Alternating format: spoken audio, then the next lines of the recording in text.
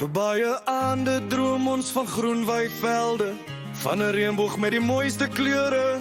Maar aan die einde van daai reënboog hoop ons vir 'n pot goud.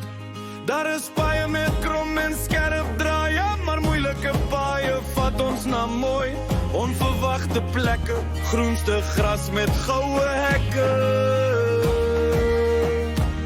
Ek word wakker van daai droom en probeer gisteraand ontsyfer.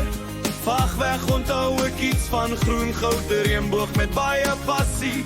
Gisteraand was dit Team Brannas, die bokke se Apollo en net Sapet, maar weer eens was dit 'n masterklas in die agtergrond soos Chasing the Sun.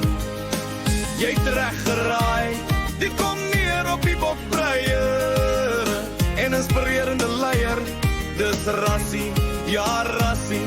Sy liefde vir Suid-Afrika, hy doen dit met passie. Hulle weet nie wat ons weet nie, saam staan en vasbyt, so Driekus in die EFC kry. Een land, een nasie, die kas maak spasie, die World Cup is amper weer hier op die rooster, choppie in die een hand 'n koue doppie, ander lande sing sy naam met zombie.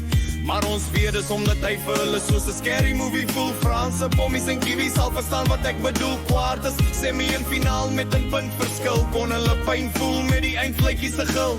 Nee, dit was nie net 'n droom nie, al voel dit so. Dit was die antwoorde op 'n land se gebede. Stappie vir stappie, beweeg ons weg van Suid-Afrika se verlede.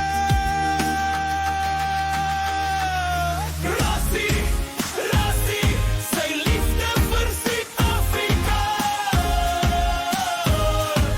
Hy doen dit met passie, ja.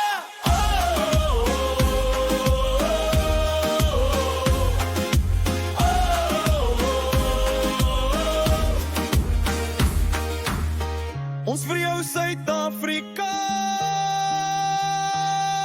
soos een nasie sal ons saam staan.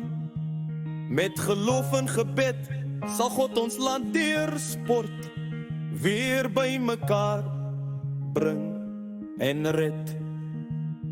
Oh!